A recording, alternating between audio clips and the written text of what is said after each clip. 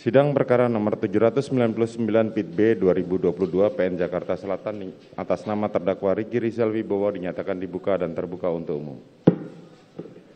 Saudara terdakwa sehat hari ini? Baik, hari ini mendengarkan pembacaan putusan. Putusan nomor 799 Pit B 2022 PN Jakarta Selatan. Demi keadilan berdasarkan ketuhanan yang Maha Esa. Pengadilan Negeri Jakarta Selatan yang mengadili perkara-perkara pidana dengan acara pemeriksaan biasa dalam tingkat pertama menjatuhkan putusan sebagai berikut dalam perkara terdakwa atas nama Riki Rizal Wibowo, tempat tanggal lahir Banyumas 20 Oktober 1987, usia 35 tahun, jenis kelamin laki-laki, kebangsaan Indonesia, tempat tinggal Jalan Arum Indah 5 nomor 3 Arum Indah 5 Gang 3 nomor 7 RT 7 RW 10 Kelurahan Randu Gundring Kecamatan Tegal Selatan Kota Tegal Jawa Tengah. Agama Islam, pekerjaan Polri. Terdakwa Riki Rizal Wibowo ditangkap tanggal 7 Agustus 2022 sampai dengan tanggal 8 Agustus 2022. Terdakwa Riki Rizal Wibowo ditahan di rumah tahanan oleh penyidik sejak tanggal 5 Agustus hingga saat ini. Terdakwa didampingi oleh penasihat hukumnya yaitu Erman Umar Sarjana Hukum, Ziza Fatma De Vega, Zena Dinda De Vega, Bagus Setiadi Mulyawan, Aprilia Supalianto, Juju Purwantoro, Khairul Aman Arman Surparman, Inge A. Erawati, Angga Busra Lesmana, Yuda Ramon, Bedi Sugio Pribadi, Afriyadi Putra Salvimar, Joni Bakar, Afrizon, Lina Julianti, Ramayani Darwis, Muhammad Fajar, Mintarno, Dodi Marisa Koto, Alpaulo Harahap, Zenuri Mahroji, dan Belan Dewangga Pribadi. Para advokat dan atau penasihat hukum pada kantor hukum Erman Umar dan partner. Beralamat di Gedung Ventura lantai 4 unit 402 Jalan RA Kartini nomor 26 TB Simatupang Cilandak Kota Jakarta Selatan, daerah khusus ibu kota Jakarta, baik bertindak secara sendiri-sendiri maupun bersama berdasarkan surat kuasa khusus tertanggal 12 Oktober 2022 yang telah didaftarkan di Kepanitraan Hukum Pengadilan Negeri Jakarta Selatan dengan nomor 708 garing SK garing HKM garing 10 garing 2022 tertanggal 12 Oktober 2022.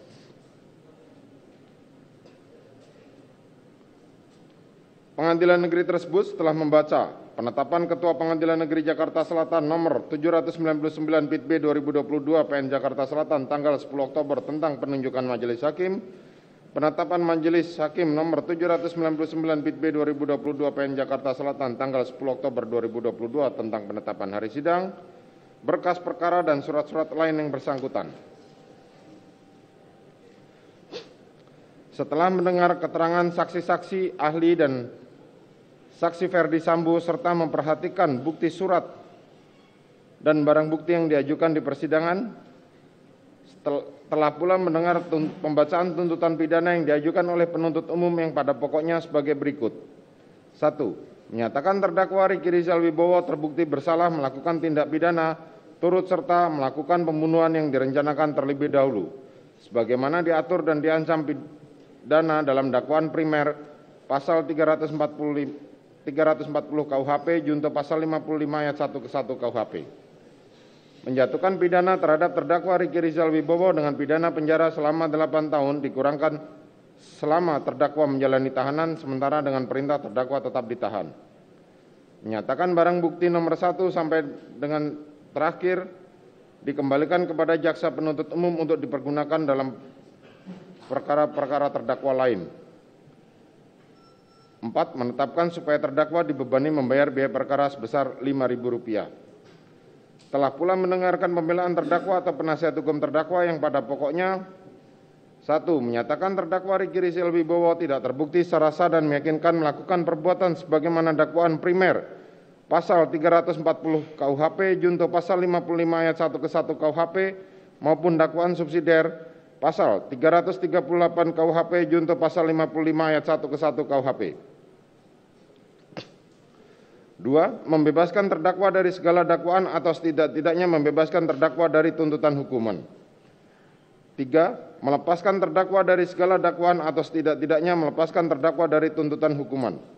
4. Memulihkan hak terdakwa dalam kemampuan kedudukan dan harkat serta martabatnya. 5. Memerintahkan agar terdakwa dikeluarkan dari tahanan. 6. Membebankan biaya perkara akuo kepada negara. Setelah mendengar jawaban atau tanggapan penuntut umum atas pembelaan penasihat hukum yang pada pokoknya tetap pada tuntutannya dan telah pula mendengar tanggapan dari penasihat hukum terdakwa terhadap replik penuntut umum yang pada pokoknya tetap pada pembelaannya. Menimbang bahwa terdakwa diajukan ke persidangan oleh penuntut umum didakwa berdasarkan surat dakwaan primer melanggar pasal 340 KUHP junto pasal 55 ayat 1 ke 1 KUHP. Subsidiar melanggar pasal 338 KUHP junto pasal 55 ayat 1 ke 1 KUHP. Menimbang bahwa terhadap dakwaan penuntut umum penasihat hukum terdakwa telah mengajukan keberatan dan telah diputus dengan putusan sela nomor 799 Pit B 2022 PN Jakarta Selatan tanggal 26 Oktober 2022 yang amarnya sebagai berikut. 1. Menolak eksepsi keberatan tim penasihat hukum terdakwa. 2. Menetapkan pemeriksaan perkara nomor 799 Pit B 2022 PN Jakarta Selatan atas nama terdakwa Riki Rizal Wibowo dilanjutkan. 3. Menangguhkan biaya perkara sampai dengan putusan akhir. Menimbang bahwa selanjutnya untuk membuktikan dakwaannya penuntut umum telah mengajukan saksi-saksi sebagai berikut.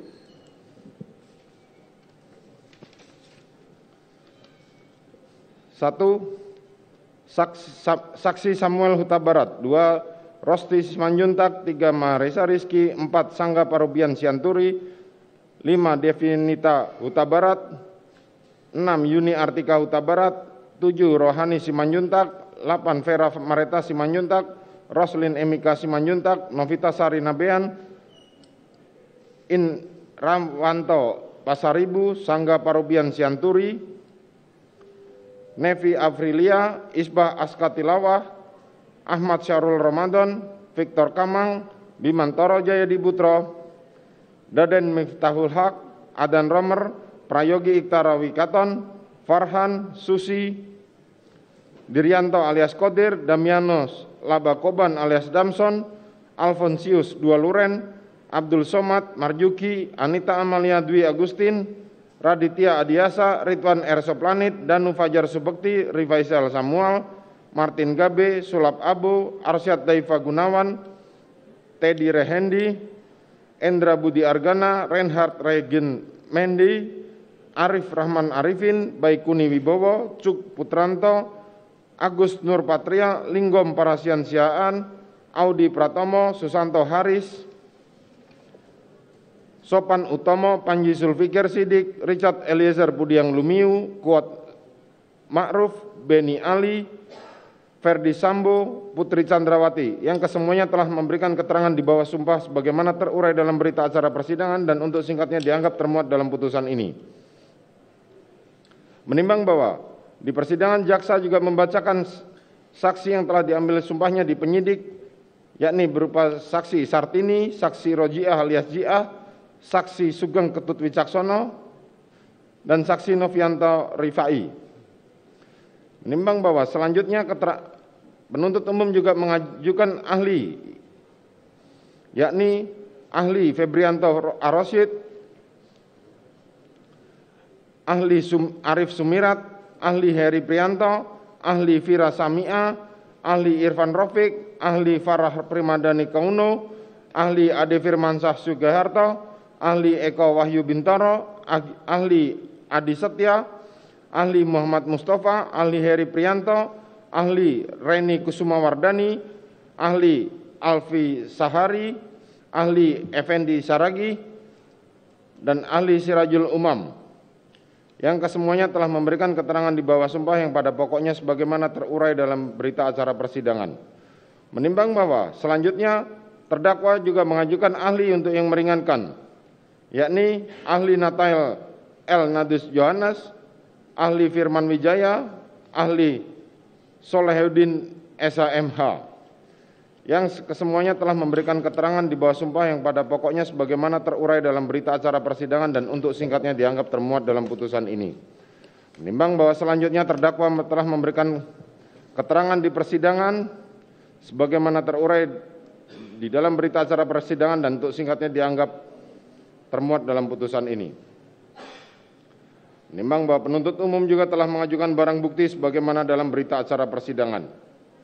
Menimbang bahwa sebelum menguraikan lebih lanjut tentang fakta-fakta yang terungkap di persidangan, maka majelis hakim akan terlebih dahulu mempertimbangkan keterangan beberapa saksi dengan memperhatikan pasal 185 ayat 6 KUHP yang pada pokoknya menyatakan bahwa dalam menilai kebenaran keterangan seorang saksi, hakim harus dengan sungguh-sungguh memperhatikan persesuaian antara keterangan saksi satu dengan yang lain, persesuaian antara keterangan saksi dengan alat bukti lain, alasan yang mungkin dipergunakan oleh saksi untuk memberikan keterangan, dan cara hidup serta kesesuaian saksi serta segala sesuatu yang pada umumnya dapat mempengaruhi dapat tidaknya keterangan tersebut dipercaya.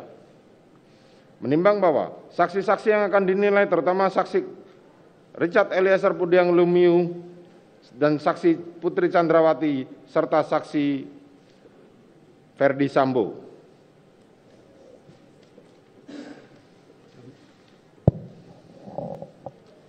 Kami lanjut ya.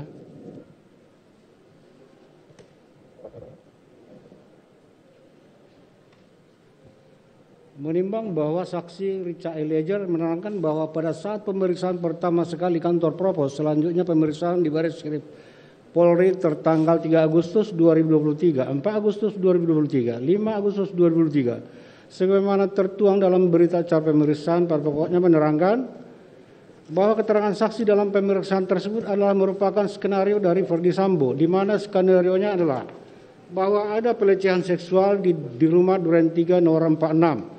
Yang jalan ceritanya adalah bahwa saksi Putri Chandrawati dilecehkan oleh korban Nofriansah Joshua Huta Barat. Selanjutnya akan disebut korban Joshua Huta Barat di kamar di rumah Duren 3, sebagaimana seolah-olah kejadian diterangkan oleh Putri Chandrawati. Pada pokoknya Putri Chandrawati dilecehkan.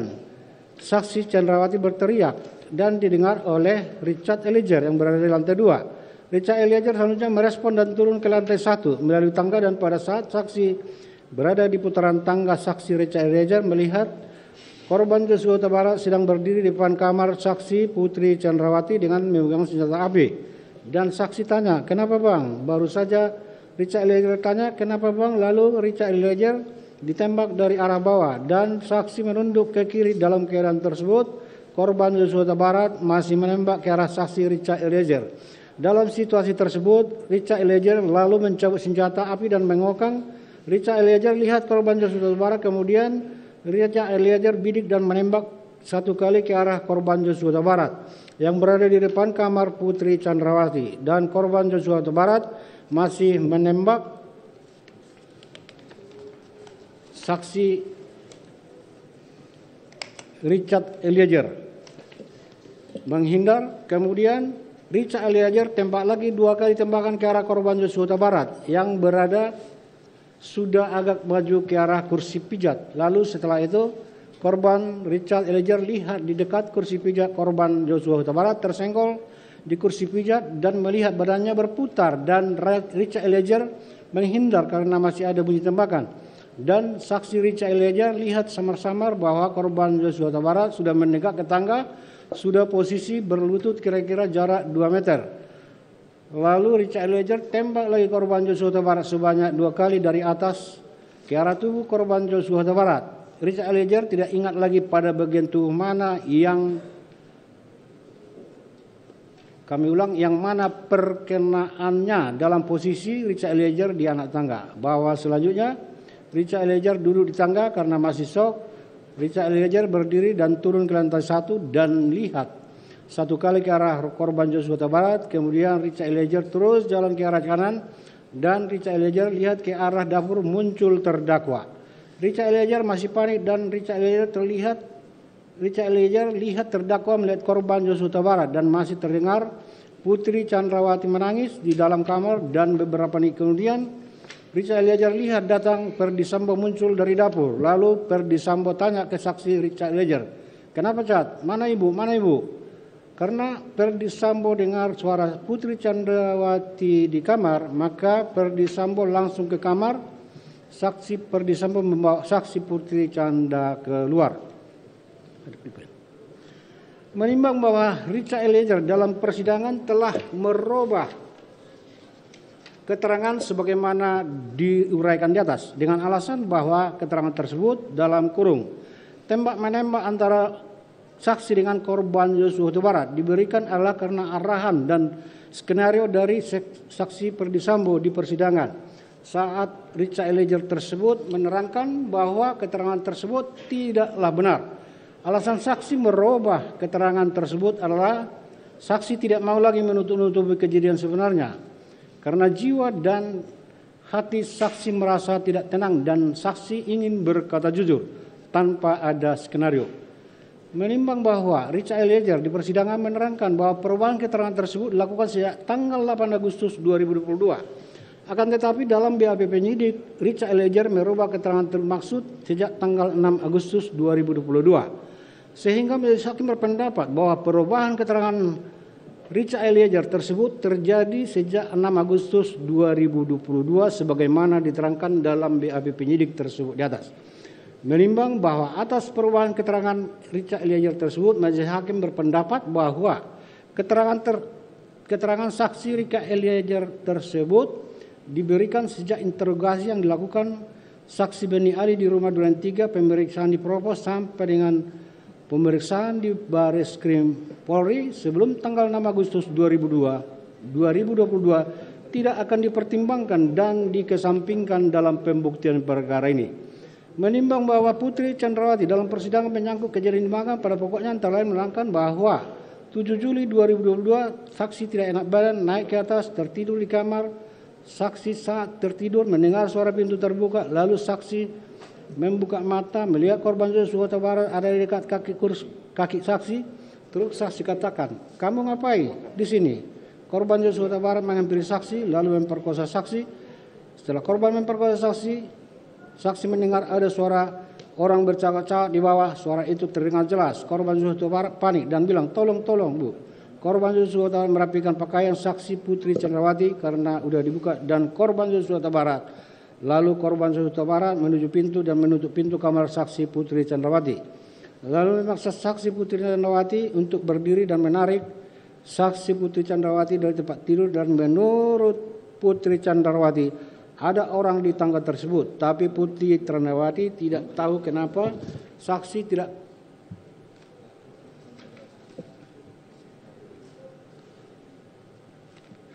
karena saksi tidak kuat. Saksi sudah merasa pusing karena kesal. Korban Joshua Huta Barat membanting sendiri ke tempat tidur. Lalu korban menarik saksi kembali. Korban bilang, "Awas kalau kamu bilang sama Ferdy Sambo, saya bunuh kamu, anak kamu dan Ferdy Sambo." Saksi kembali ke tempat tidur. Selanjutnya saksi ditarik kembali, dipaksa berdiri untuk menghalau orang-orang tersebut pergi ke garasi yang saksi tidak tahu. Terus korban Joshua Huta Barat membuka pintu kamar saksi lalu menyuruh saksi untuk berjalan keluar. Saksi melihat ada keranjang pakaian sudah disetrika. Saksi kembali menjatuhkan keranjang tersebut dan menendang-nendang pintu kaca. Saksi berharap ada orang mendengar.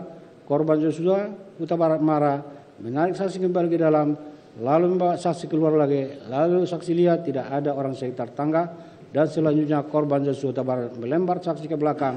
Saksi kemudian terjatuh, lalu Putri Chandrawati kemudian tersadar ketika Susi memegang kaki kanan saksi seraya menggoyang-goyangkan tangan saksi Putri Chandrawati sambil berkata, "Ibu, ibu." Lalu saksi Putri Chandrawati membuka mata. Menimbang selanjutnya, Putri Chandrawati menerangkan sebagai berikut bahwa Putri Chandrawati menyuruh Kuat Ma'ruf menelepon Richard Eliezer dengan Ricky Rijal supaya keduanya kembali ke rumah. Kuat Ma'ruf menghubungi keduanya, tapi Putri Chandrawati yang ngomong dan meminta keduanya balik ke rumah. Saksi Putri memanggil saksi Kuat Ma'ruf karena mendengar ribut-ribut dengan korban Joshua Huta Barat, di mana saat itu saksi Kuat Ma'ruf mengatakan kepada Putri Chandrawati supaya melaporkan kejadian kepada Bapak dalam kurung Ferdy Sambo supaya tidak ada duri dalam rumah tangga. Menimbang selanjutnya Putri Chandrawati mengatakan bahwa terdakwa dan korban Huta Barat datang ke atas terus masuk kamar. Korban Huta Barat duduk bersimpuh bersila di lantai sebelah tempat tidur. Putri Chandrawati yang telah berdiri di dekat pintu kaca. Selanjutnya Putri Chandrawati berusaha menenangkan korban Joshua Huta Barat. Saksi menyampaikan bahwa Putri Chandrawati mengampuni perbuatan korban Joshua Huta Barat yang keji terhadap Putri Chandrawati, dan saksi suruh dia untuk resign. Selanjutnya korban Joshua Huta Barat menangis, minta maaf dan minta ampun. Lalu saksi suruh korban Joshua Huta Barat keluar ditemani terdakwa. Menimbang bahwa terkait keterangan saksi Putri Chandrawati tersebut,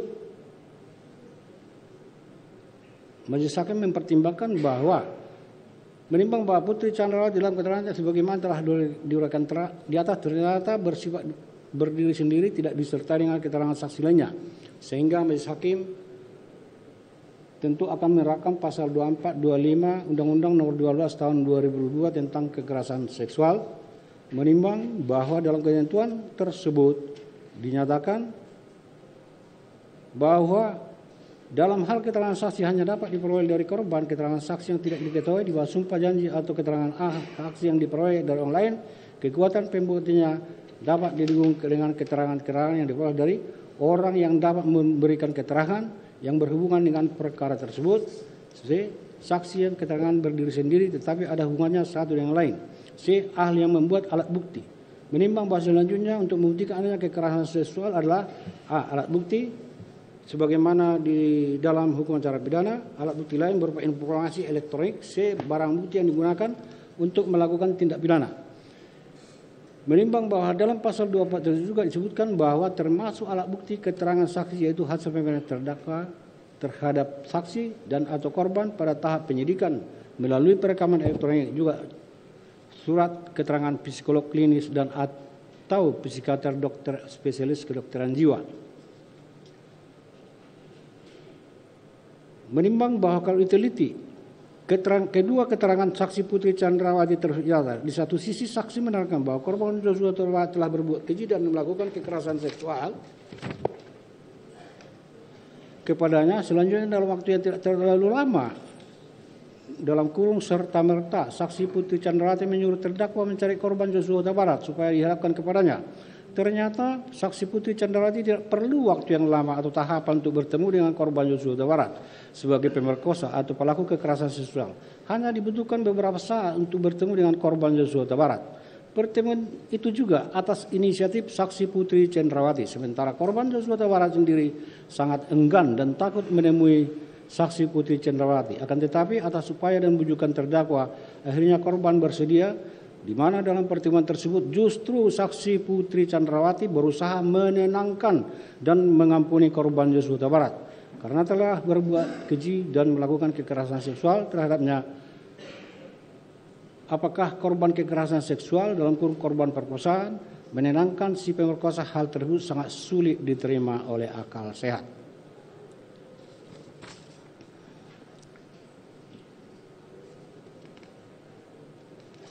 Menimbang bahwa dari uraian-uraian pertimbangan tersebut di atas, Majelis Hakim berpendapat bahwa keterangan saksi Putri Chandrawati sebagaimana telah disebut di atas, yakni apa yang dialami dengan pemerkosaan atau kekerasan seksual yang dialaminya di rumah Magelang, tidak dapat dipertimbangkan dan dikesampingkan dalam pembuktian perkara ini. Menimbang bahwa berdasarkan keterangan para saksi, terdakwa dihubungkan dengan keterangan ahli maupun barang bukti, ahli yang diajukan JPU maupun yang diajukan penasihat hukum terdakwa, maka diperoleh fakta-fakta hukum sebagai berikut. Fakta hukumnya ada selengkapnya di putusannya, dianggap sudah dibacakan.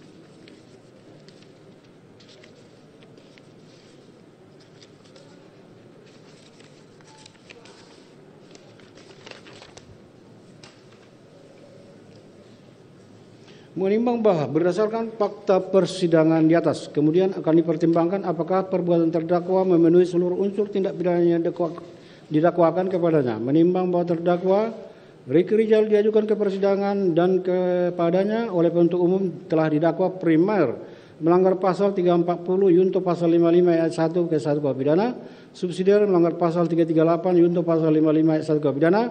Menimbang bahwa sesuai dengan bentuk subsidiaritas surat dakwaan, maka majelis hakim akan mempertimbangkan unsur-unsur tindak pidana dalam dakwaan primer terlebih dahulu. Menimbang bahwa untuk itu majelis hakim akan mempertimbangkan dakwaan melanggar pasal 340 Yunto pasal 55 ayat 1 ke 1 KUH pidananya, unsur-unsurnya sebagai berikut. 1. Barang siapa. 2. Dengan sengaja. 3. Dengan direncanakan lebih dulu. 4. Merampasnya orang lain. 5. Yang melakukan, menyuruh lakukan atau turut melakukan. Unsur barang siapa. Menimbang bahwa dimaksud dengan barang siapa menunjuk kepada subjek hukum yang mampu bertanggung jawab atas perbuatan yang dilakukan. Menimbang bahwa terdakwa Ricky Rijal telah diteliti di identitasnya oleh majelis hakim, ternyata sama persis dengan identitas terdakwa sebagaimana dalam surat dakwaan penuntut umum. Menimbang bahwa dari orang tersebut majelis hakim berpendapat bahwa unsur barang siapa telah terbukti secara hukum. Unsur dengan sengaja. Menimbang bahwa pengertian dengan sengaja merupakan sikap batin yang mendasari perbuatan dan berada dalam lapangan batin, sehingga dari rangkaian perbuatan nyata seseorang dalam lapangan lahir akan tercermin sikap batin seseorang. Menimbang bahwa dalam memori fantolecting kesengajaan disyaratkan sebagai adanya willens and weten, menghendaki dan mengetahui, yang berarti bahwa seseorang dikatakan melakukan perbuatan dengan sengaja harus menghendaki serta menginsafi tindakan dan akibat atau akibat dari perbuatannya tersebut. Kesengajaan sendiri mempunyai 3, yaitu sengaja sebagai maksud, sengaja sebagai pastian, sengaja sebagai kemungkinan. Menimbang bahwa dari fakta-fakta yang terungkap di persidangan, ternyata bahwa pada hari Kamis tanggal 7 Juli 2022 sekitar pukul 18 WIB di rumah saksi Putri Candrawati di Perun Cempaka Residen Magelang telah terjadi keributan antara saksi Kuat Ma'ruf dengan korban Yosua, karena Kuat Ma'ruf melihat korban Yosua mengendap-endap naik ke atas. Kuat Ma'ruf selanjutnya mengejar korban Yosua Huta Barat yang lari ke garasi melalui pintu dapur, dan saat melalui pintu dapur, saksi Kuat Ma'ruf melihat pisau dapur, mengambilnya serta melanjutkan pengejaran korban Yosua Huta Barat sampai garasi. Kemudian Kuat Ma'ruf kembali ke lantai 2 menolong Putri Candrawati bersama saksi Susi. Selanjutnya saksi Putri Candrawati menelepon Richard Eliezer yang sedang di luar bersama-sama dengan terdakwa supaya pulang ke rumah karena adanya keributan antara Kuat Ma'ruf dengan korban Yosua Huta Barat.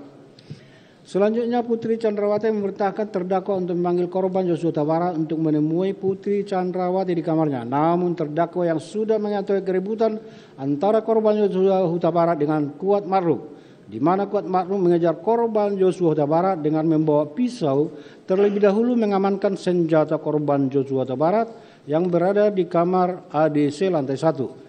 Hal ini diketahui oleh Richard Eliezer, senjata milik korban Yosua Huta Barat jenis HS dan senjata laras panjang Steyr diamankan di lantai 2 di kamar Tri Brata Sambo, anak saksi Perdi Sambo. Kuat Ma'ruf selanjutnya mengatakan kepada Putri Candrawati supaya melaporkan kejadian tersebut kepada Perdi Sambo dengan mengatakan supaya jangan sampai ada duri dalam rumah tangga. Hal mana jika dihubungkan dengan keterangan Vera Simanjuntak dalam keterangannya sewaktu berkomunikasi melalui telepon WhatsApp dengan korban Yosua Huta Barat. Korban Yosua Huta Barat menyatakan bahwa dirinya dituduh membuat Putri Candrawati sakit. Terus korban Yosua Huta Barat bercerita lebih lanjut bahwa skuad di sini, maksudnya di Magelang, mengancam korban Yosua Huta Barat. Di mana saat itu korban Yosua Huta Barat sangat ketakutan sehingga suaranya berbisik-bisik saat berkomunikasi. Saat ditanya lebih lanjut diancam bagaimana, korban Yosua Huta Barat menerangkan bahwa jika dirinya berani naik ke atas maka akan dibunuh. Dibunuh oleh siapa? Oleh skuad di sini dalam kurung Magelang. Menimbang bahwa sebagaimana fakta persidangan, saksi Putri Candrawati pada tanggal 8 Juli 2022 dini hari telah menghubungi suaminya Ferdi Sambo menceritakan bahwa korban Yosua Huta Barat telah berlaku kurang ajar terhadapnya.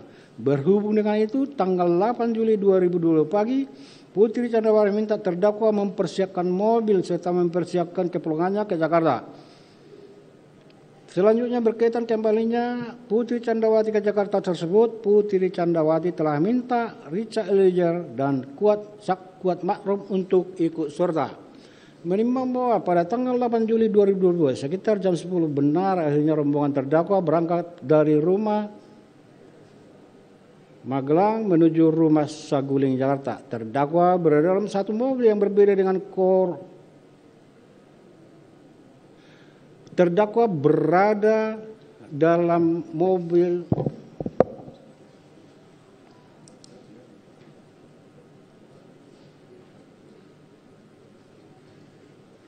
Kami ulang, Kuat Ma'ruf berada dalam mobil yang berbeda dengan korban Yosua Huta Barat.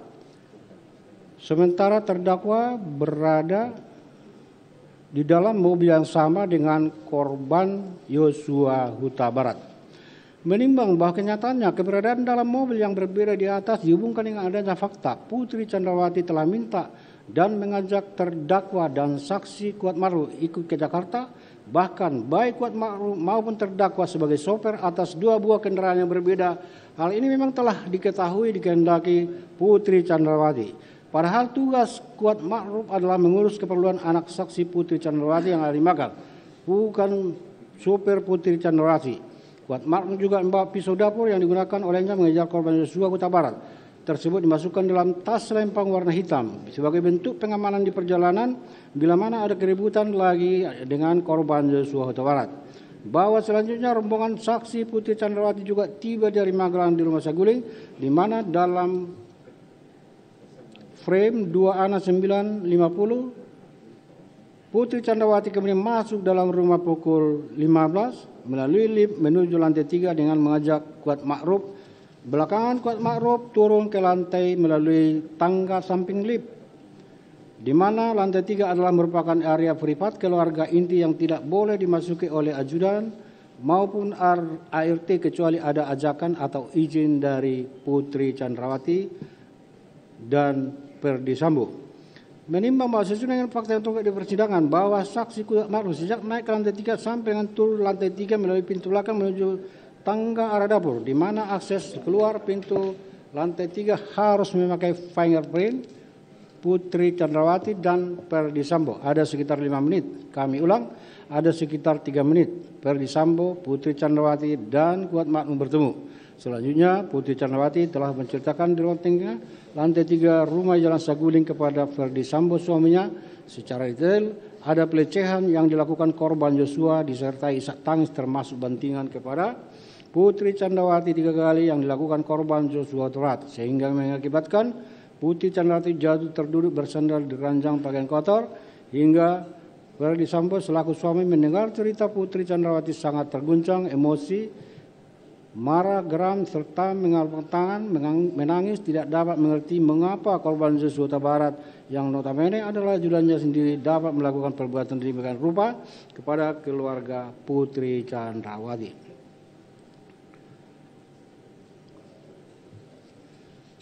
Menimbang bahwa lantai 3 rumah Saguling adalah ruang pribadi keluarga, siapapun baik asisten maupun rumah tangga termasuk ajudan tidak dapat masuk tanpa izin sebagaimana telah dipertimbangkan di atas.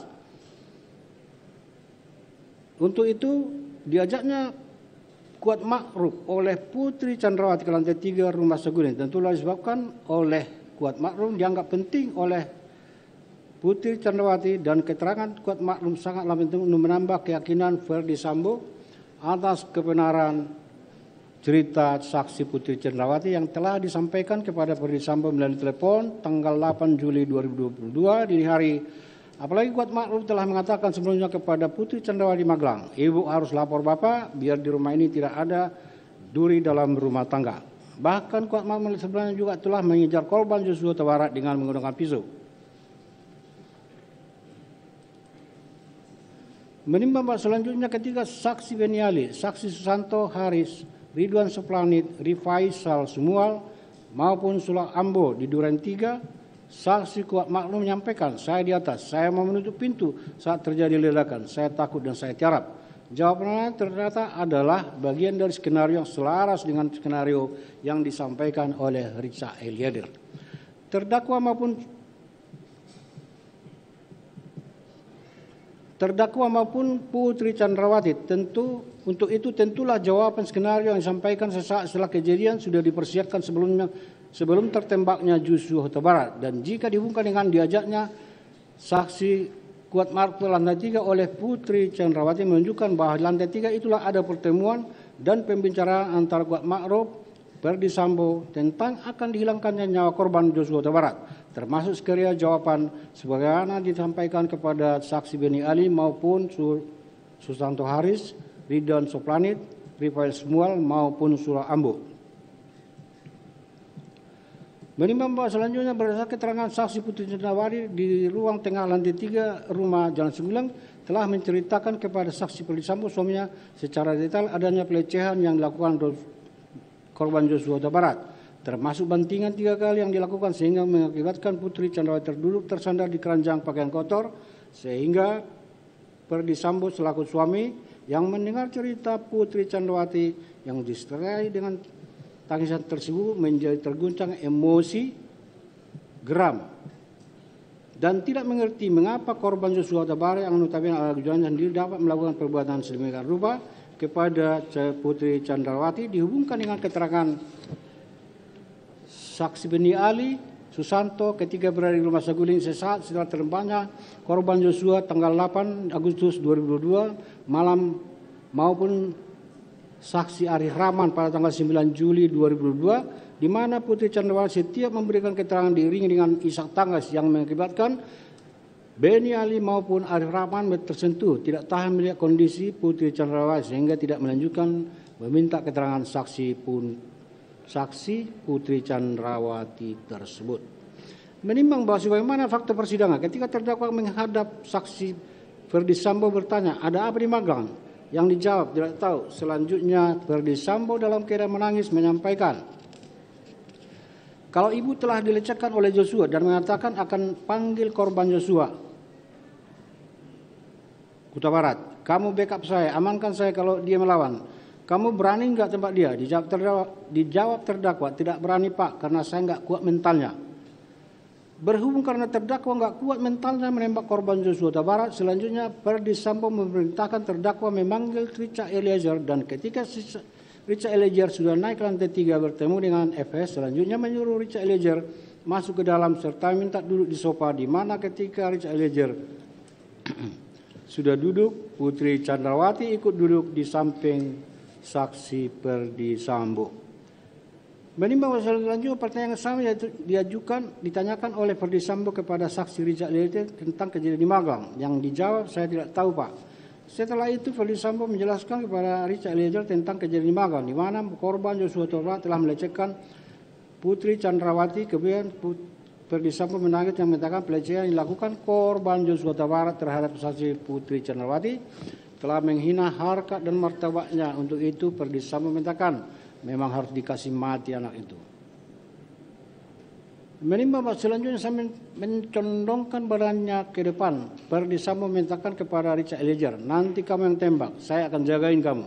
Kalau saya yang tembak, tidak ada yang bisa menjaga kita." Yang dijawab, "Siap komandan." Kemudian saksi Ferdy Sambo menceritakan skenario pembunuhan terhadap Joshua Huta Barat.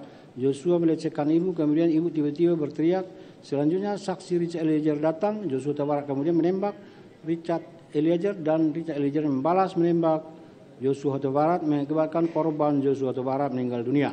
Skenario tersebut sampaikan saksi Ferdy Sambo berulang-ulang, dan saksi Ferdy Sambo berjanji kepada Richard Eliezer akan menjaga Richard Eliezer serta menyampaikan perampasan nyawa akan dilaksanakan di Duren 3 dan mengatakan, "Jika ada orang yang bertanya," dijawab dengan alasan akan melakukan isolasi mandiri. Menimbang bahwa Ferdy Sambo kemudian menanyakan senjata saksi Richard Eliezer, yang dijawab, "Siap Pak, ada di samping saya." Selanjutnya Ferdy Sambo memberikan kotak berisi peluru serta memerintahkan saksi menambah magazin senjata Glock 17. Saksi Richard Eliezer, setelah itu Ferdy Sambo menanyakan di mana senjata api milik Joshua Huta Barat. Ada di mobil Lexus LM.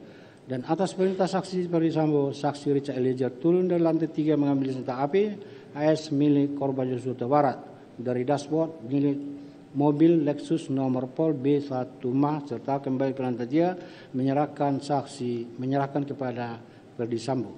Menimbang bahwa dengan alasan isolasi, saksi Putri Chandrawati turun dari lantai 3 ke lantai 1 saguling dan memerintahkan terdakwa sebagai pengemudi. Sedangkan saksi Richard Eliezer ketika mendengar saksi Putri Chandrawati sudah turun dari lantai 3 kemudian menuju mobil Lexus nomor pol B1 MA bergabung dan duduk di jok belakang bersama Kuat Ma'ruf hingga akhirnya seluruh yang berangkat dari Magang yakni terdakwa Richard Eliezer, Kuat Ma'ruf, Putri Chandrawati dan korban Joshua Huta Barat ikut ke Duren 3 berada dalam satu mobil Lexus B1 MA ke rumah dinas Duren 3 yang justru bertolak belakang dengan keterangan Putri Chandrawati yang mengatakan tidak menghendaki dalam satu mobil dengan korban Joshua Huta Barat. Menimbang bahwa kalaulah sudah merupakan kebiasaan keluarga Putri Chandrawati serta rombongan yang mengikutinya jika datang dari luar kota harus isolasi, faktanya Susi justru tidur dan tidak ikut berangkat untuk isolasi ke Duren 3. Untuk itu alasan Putri Chandrawati isolasi hanyalah alasan semata dan Putri Chandrawati sebagai upaya mengarahkan dan memastikan korban Joshua Huta Barat ikut berangkat ke rumah Duren 3 agar apa yang telah disampaikan saksi Ferdi Sambo baik kepada Kuat Ma'ruf, terdakwa maupun Richard Eliezer yang dihadiri oleh Putri Chandrawati terlaksana, yaitu untuk maksud menghilangkan nyawa korban Joshua Huta Barat. Menimbang bahwa ternyata benar, akhirnya setelah Kuat Ma'ruf, terdakwa Richard Eliezer, korban Joshua Huta Barat serta Putri Chandrawati sampai di rumah dinas 93 beberapa waktu kemudian Ferdi Sambo tiba sementara Putri Chandrawati sudah berada dalam kamar. Saksi Ferdi Sambo memberitakan Kuat Ma'ruf memanggil terdakwa dan korban Joshua. Sedangkan saksi Richard Eliezer atas perintah Ferdi Sambo telah mengokang senjata Glock 17 miliknya. Kemudian setelah korban Joshua masuk oleh saksi Ferdi Sambo dipegang leher belakangnya serta didorong tubuhnya ke depan memerintahkan jongkok dan korban yang merasa tidak tahu masalahnya mengatakan, "Ada apa ini?" Sambil kedua tangannya diangkat tetapi Ferdi Sambo berteriak, "Woi, kau tembak cepat, woi kau tembak." Sehingga Richard Eliezer menembak 3 sampai dengan 4 kali, senjata yang antara lain mengenai dada bahwa atas tembakan itu badan korban Joshua Huta Barat oleng dan jatuh tertelungkup.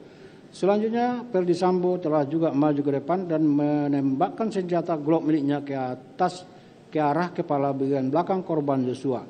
Menimbang bahwa dari rangkaian keterlibatan terdakwa di atas yang dimulai kejadian di Magelang karena ada ribut antara korban Joshua Huta Barat dengan Kuat Ma'ruf, di mana Kuat Ma'ruf mengajak korban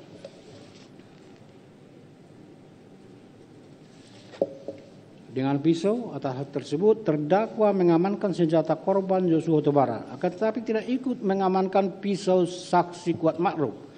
Ikut ke Jakarta sebagai supir yang satu mobil dengan korban Joshua Huta Barat, padahal terdakwa seharusnya bertugas dan tinggal di Magelang untuk mengurus kepentingan anak-anak Putri Chandrawati. Sampai di Jakarta, Seguling disuruh oleh Ferdi Sambo untuk menembak korban Joshua Huta Barat, akan tetapi tidak berani karena tidak kuat mental. Karena tidak berani, selanjutnya memanggil korban Joshua Huta Barat atas suruhan Ferdi Sambo hingga ikut ke Duren 3 untuk alasan isoman, padahal terdakwa sendiri tidak ikut PCR karena harus pulang ke Magelang. Di Duren 3 mengawasi gerak-gerik korban Joshua Huta Barat yang berada di taman, memanggil korban Joshua Huta Barat atas suruhan saksi Ferdi Sambo melalui saksi Kuat Ma'ruf. Bersama dengan Kuat Ma'ruf ikut menghadapkan korban Joshua Huta Barat ke saksi Ferdi Sambo, berdiri di lapisan kedua bersama-sama dengan Kuat Ma'ruf untuk menutup jalan keluar bagi korban Joshua Huta Barat. Selanjutnya, saksi Richard Eliezer dan Ferdi Sambo menembakkan senjatanya yang antara lain ke arah bagian dada, bagian kepala belakang yang merupakan darah vital kehidupan seseorang, mencerminkan sikap batin terdakwa tidak lain dan tidak bukan bahwa terdakwa telah menghendaki serta mengetahui sekaligus menunjukkan adanya kesengajaan khususnya sebagai maksud untuk menghilangkan nyawa korban Joshua Huta Barat di rumah Dinas Duren 3 nomor 46. Menimbang bahwa dari orang pertimbangan tersebut di atas, majelis hakim berpendapat unsur kedua dengan sengaja telah terbukti secara hukum. 3. Unsur dengan rencana terlebih dahulu. Menimbang bahwa dimaksud dengan rencana terlebih dahulu dalam memori found collecting adalah penunjukan atau pendeskripsian adanya suatu saat tertentu untuk menimbang dengan tenang. Menimbang bahwa dari berbagai pendapat ahli dapat disimpulkan bahwa yang utama berencana menekankan adanya tenggat waktu antara timbulnya maksud untuk pelaksananya. Dalam tenggat waktu inilah pelaku dapat mempertimbangkan dengan tenang yang ditunjukkan adanya kesempatan berpikir pelaku dengan cara bagaimana agar maksud tujuan dapat dilaksanakan, termasuk segala upaya yang dilakukan dalam rangka penyiasatan garis miring pengaburan fakta serta adanya kesempatan untuk membatalkan akan tetapi tidak dilakukan. Menimbang bahwa sebagaimana telah diperoleh fakta bahwa bermula kejadian di Magelang pada hari Kamis tanggal 7 Juli 2022 sekitar pukul 18 WIB di rumah saksi Putri Chandrawati Perum Cempaka Residen Blok C3 Jalan Cempaka Kelurahan Banyurejo Magelang telah terjadi keributan antara Kuat Makruf dengan korban Joshua Huta Barat karena saksi Kuat Makruf melihat korban Joshua Huta Barat mengendak-endak naik ke atas. Kuat Makruf melanjutnya mengejar korban Joshua Huta Barat yang lari ke garasi melalui pintu dapur, dan saat melewati pintu dapur Kuat Makruf melihat pisau dapur mengambilnya serta dan melanjutkan mengejar korban Joshua Huta Barat sampai garasi, kemudian kembali ke lantai 2 menolong Putri Chandrawati bersama saksi bersama saksi Susi. Selanjutnya Putri Chandrawati menelpon Richa Elijah yang sedang di luar rumah bersama-sama dengan terdakwa supaya pulang ke rumah karena adanya keributan antara Kuat Makruf dengan korban Joshua Huta Barat. Selanjutnya Putri Chandrawati memerintahkan terdakwa untuk memanggil korban Joshua Huta Barat untuk menemui saksi Putri Chandrawati di kamarnya. Namun terdakwa yang sudah mengetahui keributan antara korban Joshua Huta Barat dengan saksi Kuat Makruf, di mana Kuat Makruf mengejar korban Joshua Huta Barat dengan bawa pisau, terlebih dahulu mengamankan senjata korban Joshua Huta Barat yang berada di kamar ADC lantai 1. Hal ini juga telah diketahui oleh saksi Richa Elijah. Senjata milik korban Joshua Huta Barat HS dan senjata laras panjang setir diamankan di lantai 2 di kamar Tribrata Sambu. Selanjutnya saksi Kuat Makruf mengatakan kepada Putri Chandrawati supaya melaporkan kejadian tersebut kepada Verdi Sambo dengan mengatakan jangan sampai ada duri dalam rumah tangga. Hal mana jika dihubungkan dengan keterangan saksi Ferry Simanjuntak dalam keterangannya sewaktu berkomunikasi melalui telepon WhatsApp dengan saksi korban Joshua Huta Barat bahwa korban Joshua Huta Barat menyatakan dirinya dituduh membuat saksi Putri Chandrawati sakit. Terus korban bercerita lebih lanjut bahwa skuad di sini di Magelang mengancam korban Joshua Huta Barat, di mana saat itu korban Joshua Huta Barat sangat ketakutan sehingga suaranya berbisik-bisik saat berkomunikasi. Saat ditanya lebih lanjut diancam bagaimana, korban Joshua Huta Barat menerangkan bahwa jika dirinya berani naik ke atas maka akan dibunuh. Dibunuh oleh siapa? Oleh skuad di sini. Menimbang bahwa selanjutnya terdakwa mengatakan kepada Putri Chandrawati kami ulang, menimbang bahwa selanjutnya Kuat Makruf mengatakan kepada Putri Chandrawati supaya melaporkan kejadian tersebut kepada Verdi Sambo dengan mengatakan supaya jangan sampai ada duri dalam rumah tangga. Hal mana jika dihubungkan dengan keterangan saksi Ferry Simanjuntak dalam keterangannya sewaktu berkomunikasi melalui WhatsApp dengan korban Joshua Huta Barat bahwa korban Joshua Huta Barat menyatakan dirinya dituduh membuat Putri Chandrawati sakit. Terus korban bercerita lebih lanjut bahwa skuad di Magelang mengancam korban Joshua Huta Barat, di mana saat itu korban Joshua sangat ketakutan sehingga suaranya berisik-bisik saat berkomunikasi. Saat ditanya lebih lanjut diancam bagaimana, korban Joshua menerangkan bahwa jika dirinya naik ke atas maka akan dibunuh. Dibunuh oleh siapa? Oleh skuad di sini. Menimbang bahwa dari orang tersebut di atas, maka majelis hakim berpendapat bahwa yang dimaksud oleh saksi Kuat Makruf sebagai duri dalam rumah tangga tersebut adalah korban Joshua Huta Barat yang akan mereka skuad di Magelang dibunuh jika naik ke atas. Siapa-siapa saja di Magelang adalah antara lain terdakwa dan saksi Kuat Makruf yang telah ditugaskan untuk menetap di Magelang, bertugas untuk mengurus keperluan anak saksi Ferdi Sambo. Menimbang bahwa setelah saksi Putri Chandrawati melaporkan kejadian tersebut ke Ferdi Sambo, saksi perjalanan dengan saksi Putri sepakat supaya besok harinya pulang ke Jakarta, padahal seharusnya masih berada di Magelang. Ikut pulang ke Jakarta adalah saksi Kuat Makruf yang memiliki mobil, Putri Chandrawati, terdakwa dan Susi. Sementara di mobil yang lain adalah korban Joshua Huta Barat dan terdakwa.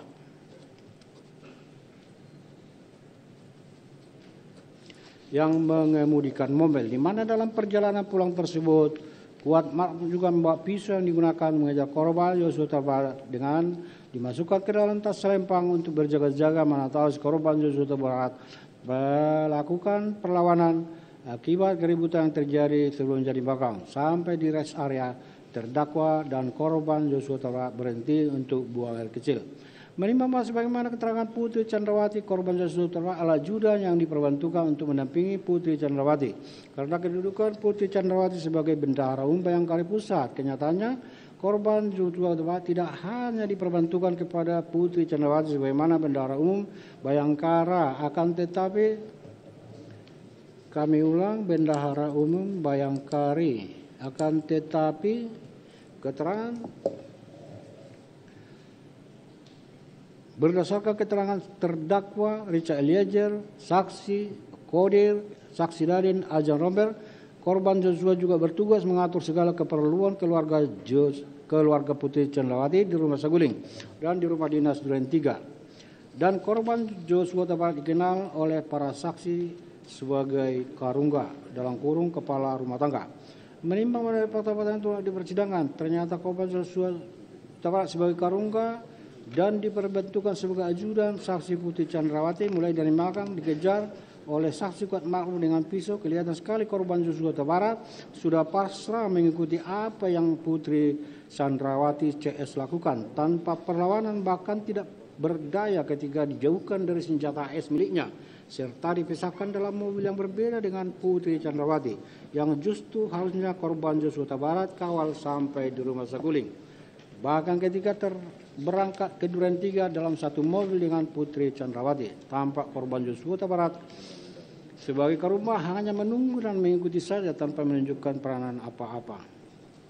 Menimbang selanjutnya Putri Chandrawati mengajak Kuat Makmur yang memang loyal dan mempunyai tingkat kepatuhan yang sangat tinggi kepada keluarga Ferdi Sambo dan juga menyuruh Richard Eliezer untuk membawa dan mengamankan senjata sir tersebut ke dalam kamar penyimpanan senjata lantai 3 dan menemui Ferdi Sambo di lantai 3 Rumah Saguling untuk menceritakan kepada Ferdi Sambo adanya pelecehan sedemikian rupa sehingga Ferdi Sambo selaku suami tidak tahan mendengar apa yang disampaikan oleh Putri Chandrawati yang mengakibatkan Ferdi Sambo terguncang emosi, marah, geram, menangis, mengapalkan tangan yang akhirnya menghubungi terdakwa dan saksi Richard Eliezer untuk melakukan penembakan terhadap korban Joshua Huta Barat.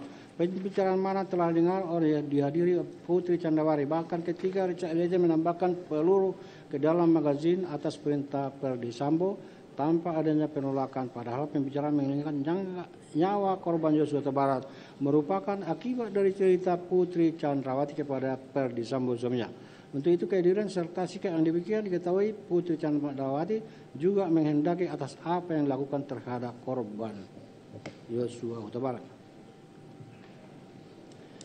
Menimbang bahwa untuk isoman di Duren 3 hanyalah merupakan alasan belaka karena Susi yang sudah PCR di Rumah Saguling justru tidak diajak malahan tinggal di Rumah Saguling. Sementara terdakwa dan Kuat Makmur yang tidak melakukan PCR di Rumah Saguling malah diajak, padahal keduanya yang tidak melakukan PCR malahan diajak. Padahal mereka akan segera pulang ke Magelang setelah tugasnya mengantar Putri Chandrawati selesai. Menimbang bahwa setelah tiba di Duren 3 dengan menggunakan mobil Lexus RX yang masuk ke rumah adalah Putri Chandrawati, Kuat Makmur, Richard Eliezer. Sedangkan terdakwa tidak ikut masuk, begitu juga korban Joshua Huta Barat. Terdakwa yang sudah mengetahui terampasnya korban Joshua Huta Barat tetap digarasi untuk mengawasi keberadaan korban Joshua Huta Barat yang berada di halaman belakang rumah. Sementara saksi Kuat Makmur membantu mengamankan barang-barang milik Putri Chandrawati hingga depan pintu kamar yang berada di lantai 1. Selanjutnya Kuat Makmur tanpa ada yang mengandung langsung menutup pintu rumah bagian depan dan juga menutup akses jalan keluar di depan. Hal tersebut tentu untuk mencegah jangan sampai korban Joshua untuk lari. Tindakan terdakwa tersebut bukanlah suatu kebetulan karena tugas untuk menutup pintu dan balkon Lantai 2 rumah Duren 3 setiap harinya adalah pekerjaan saksi Dirianto sebagai asisten rumah tangga, di mana sebelumnya saksi Diriwanto telah melaporkan kepada Kuat Makruh bahwa Duren 3 sudah bersih. Menimbang bahwa saksi Perdi Sambo yang sudah mengetahui keberadaan korban berada di Duren 3 lalu bergerak dari rumah Saguling yang disopiri oleh saksi Prajogi Iktara, dampingi oleh saksi Ajeng Rombel, tidak berapa lama kemudian Perdi Sambo berpura-pura menerima telepon dari seorang dan bertanya, "Ada apa dengan ibu?" Seolah-olah terjadi sesuatu yang dengan Putri Candi. Selanjutnya saksi Perdi Sambo menyuruh mobil berhenti dan memundurkan mobil. Selanjutnya Perdi Sambo menyuruh Kuat Makruh memanggil korban Joshua Huta Barat. Kuat Makruh melalui terdakwa memanggil korban Joshua Huta Barat. Sekaligus dengan terdakwa mengawasi korban Joshua Huta Barat menghadapkannya ke saksi Perdi Sambo. Sampai di rumah, formasi mereka adalah sebagai berikut. Terdakwa berada sejajar dengan Kuat Makruh, sementara di depan ada Richard Eliezer dan saksi Perdi Sambo, sementara Putri Candrawati berada di kamar yang tidak jauh dari mereka.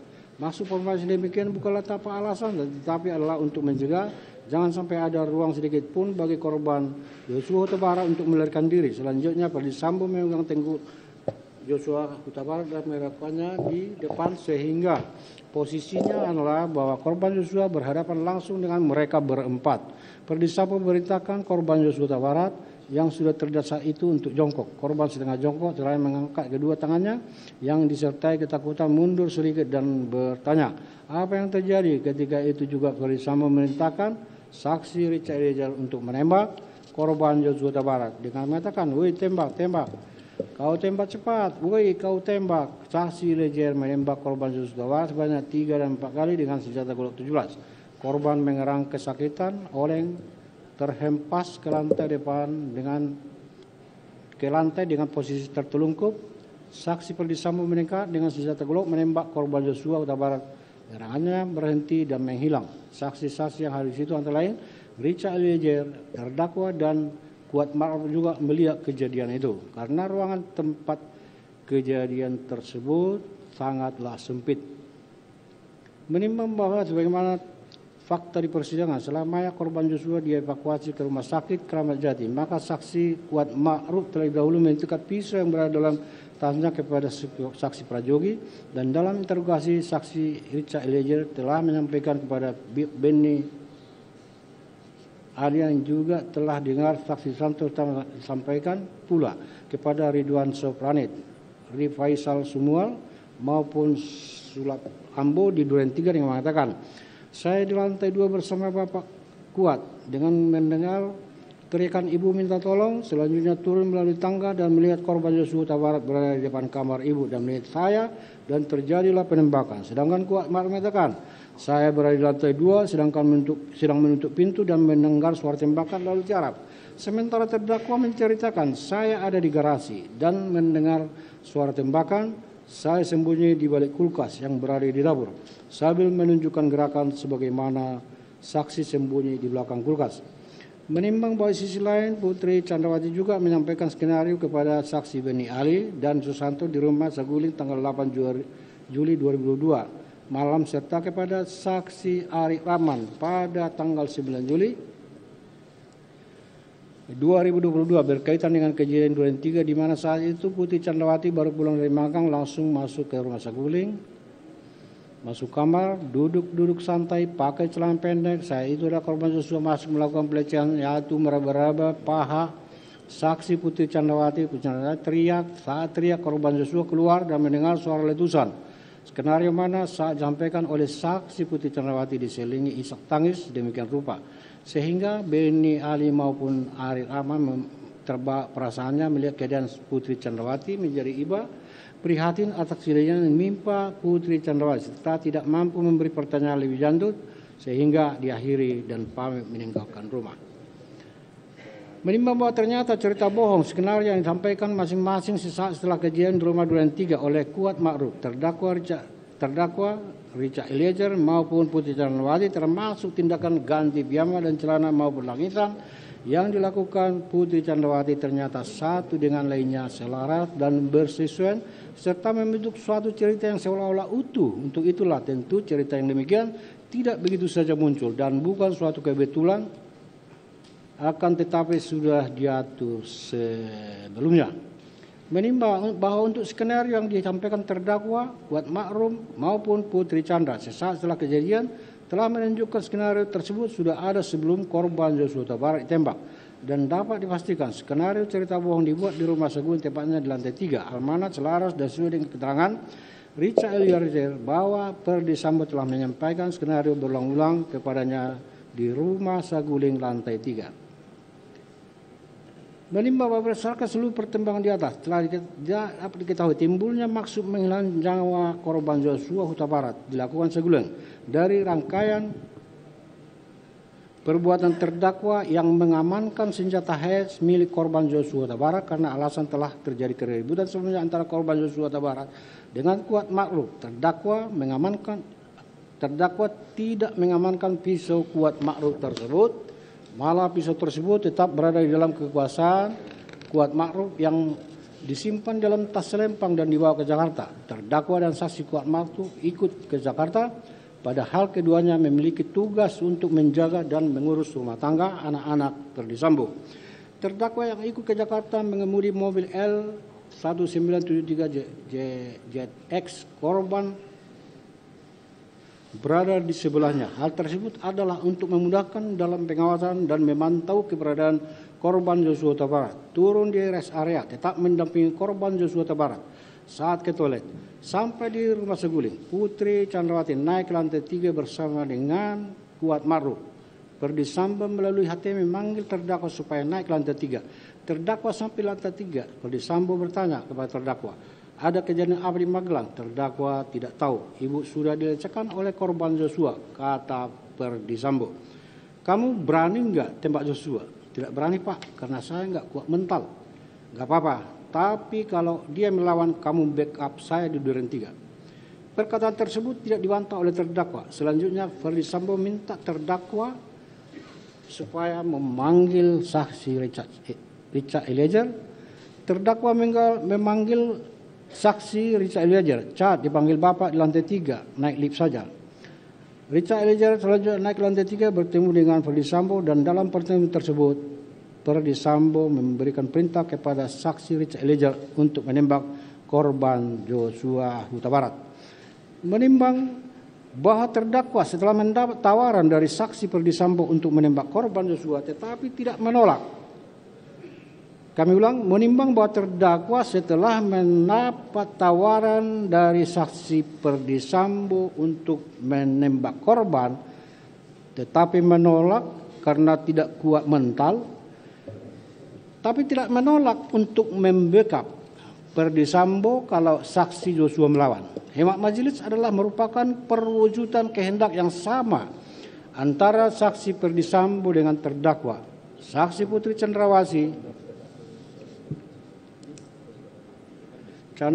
saksi Kuat Ma'ruf dan Richard Eliezer untuk menghilangkan nyawa korban Joshua Huta Barat. Menimbang selanjutnya saat terdakwa melakukan panggilan kepada Richard Eliezer, di mana terdakwa sudah mengetahui sebelumnya.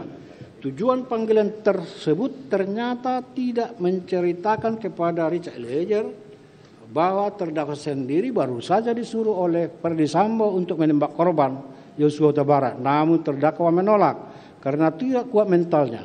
Akan tetapi kalau membackup penembakan terdakwa bersedia. Selanjutnya terdakwa juga tidak melakukan upaya-upaya yang lain untuk mencegah agar perbuatan menghilangkan nyawa korban Joshua Huta Barat tidak terjadi. Akan tetapi malah ikut mendukung. Selanjutnya Putri Chandrawati turun dari lantai 3 ke lantai 1, minta supaya terdakwa ikut dengan alasan mau isoman. Terdakwa juga mengajak Kuat Ma'ruf, padahal terdakwa dan Kuat Ma'ruf dalam kurung membawa pisau yang disimpan di tas selempangnya tidak ikut PCR. Terdakwa sudah tahu bahwa rombongan bergeser ke duren 3 adalah dengan maksud untuk menghilangkan nyawa korban Joshua Huta Barat. Dalam rombongan yang menggunakan mobil Lexus B1 Mah tersebut, terdakwa menggunakan mobil sampai di duren 3 pukul 17 waktu CCTV. Korban Joshua Huta Barat turun membuka pagar. Putri Chandrawati turun masuk melewati garasi pintu dapur yang sebelumnya sudah dibuka oleh Kuat Ma'ruf. Seterusnya menuju kamar utama di lantai 1. Kuat Ma'ruf menutup pintu rumah bagian depan, naik ke lantai 2, menutup pintu balkon, padahal tugas itu adalah saksi kodir. Richard Eliezer naik ke lantai 2, masuk kamar ajudan, berdoa, sementara terdakwa pada saat tiba duren 3 tidak ikut masuk kamar, tidak ikut masuk rumah. Akan tetapi berdiri di garasi untuk memantau dan mengawasi keberadaan korban Joshua Huta Barat yang berdiri di taman halaman rumah tersebut. Hal ini memastikan bahwa korban Joshua Huta Barat tidak kemana-mana saat eksekusi dilakukan. Pukul 17.08 WIB, rombongan Perdi Sambo berangkat dari Saguling dengan mengendarai Lexus LX 570 nomor Pol B1434 RFP dengan Azan Romel disopiri oleh Prajogo Iktara dengan maksud seolah-olah mau bermain bulu tangkis. Jalurnya melalui duren 3. Sesampai di duren 3, Perdi Sambo seolah-olah mendapat telepon dari Putri Chandrawati minta supaya mobil dihentikan karena saksi Perdi Sambo akan mengecek ada apa yang terjadi di duren 3. Perdi Sambo turun dari mobil, senjatanya yang dibawa jenis sayat jatuh. Azan Romel hendak mengambil, Perdi Sambo melarang dan mengambil sendiri senjata tersebut. Azan Romel melihat Perdi Sambo sudah memakai sarung tangan. Pukul 17.11 WIB, Perdi Sambo masuk duren 3, bertanya kepada Kuat Ma'ruf, di mana korban Joshua Huta Barat. Di saat yang sama terdakwa tetap memantau keberadaan korban Joshua Huta Barat yang berada di halaman rumah tersebut. Saat yang sama, Richard Eliezer turun dari lantai 2 menemui Perdi Sambo yang langsung menyuruh supaya senjata dikokang, sementara Kuat Ma'ruf memanggil korban Joshua Huta Barat melalui terdakwa. Om, dipanggil Bapak, kata terdakwa kepada korban Joshua Huta Barat. Korban Joshua Huta Barat berjalan melewati garasi dan pintu dapur menuju ruang tengah. Dekat meja makan dengan posisi Kuat Ma'ruf berjalan di depan, diikuti korban Joshua dan disusul oleh terdakwa. Menimbang bahwa dari fakta yang terungkap di persidangan, ternyata bahwa setelah sampai di ruang tengah, Perdi Sambo langsung memegang leher bagian belakang korban Joshua Huta Barat, mendorong ke depan serta memerintahkan jongkok. Korban merasa tidak tahu masalah, mengatakan, ada apa ini? Sambil kedua tangannya diangkat, tetapi Perdi Sambo berteriak, woi kau tembak cepat, woi kau tembak, sehingga Richard Eliezer menembakkan 3 sampai dengan 4 kali senjatanya yang antara lain mengenai dada. Bahwa atas tembakan itu badan korban Joshua Huta Barat oleng dan jatuh tertelungkup.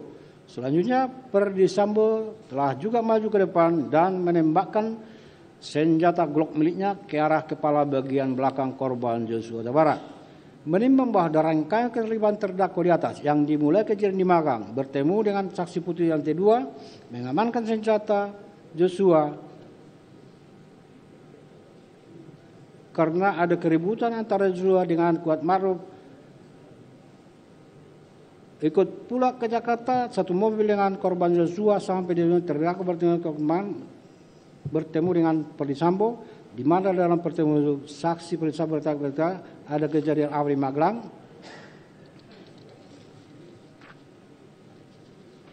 Terdakwa tidak tahu ibu sudah dicekkan oleh korban Joshua.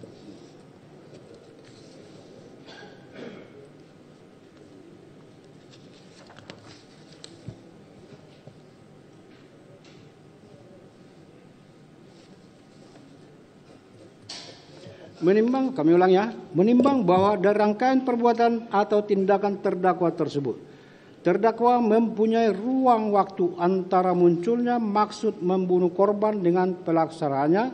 Selanjutnya tenggang waktu yang ada harusnya digunakan terdakwa untuk mencegah membatalkan hilangnya nyawa korban Joshua Huta Barat. Tetapi hal ini tidak dilakukan, tapi justru terdakwa melakukan tindakan-tindakan sebagaimana telah diuraikan di atas untuk mendukung merealisasikan rencana tersebut. Sehingga yang demikian menunjukkan hilangnya nyawa korban Joshua Huta Barat telah dipertimbangkan terdakwa dengan tenang. Oleh karenanya, penghilangan nyawa korban Joshua Huta Barat telah direncanakan terlebih dahulu dan terdakwa terlibat di dalamnya.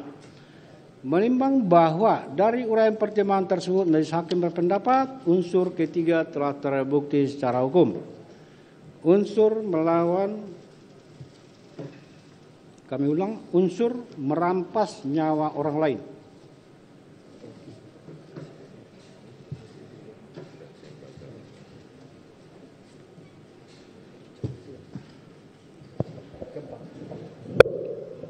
Menimbang bahwa sebagaimana bukti rekaman CCTV frame 56160 sampai dengan frame 56643 yang ditayangkan di persidangan serta berdasarkan keterangan terdakwa, saksi Kuat Ma'ruf serta saksi Richard Eliezer, mobil Lexus B1 MAH tiba di rumah dinas Duren 3 nomor 46 mulai pukul 17.06.52. Pukul 17.07.26 WIB. Korban Yosua Huta Barat turun dari mobil dan membuka pagar rumah. Setelah itu, saksi Putri Chandrawati turun serta diikuti saksi Kuat Ma'ruf masuk ke dalam rumah melalui garasi menuju pintu dapur yang sudah dibuka oleh saksi Kuat Ma'ruf sebelumnya. Menuju kamar utama di lantai 1, setelah itu saksi Kuat Ma'ruf langsung menutup pintu rumah bagian depan dan naik ke lantai 2 serta menutup pintu lantai 2 balkon. Saksi Richard Eliezer sendiri naik ke lantai 2. Masuk ke dalam kamar ajudan, berdoa mengingat apa yang dilakukannya sungguh berat.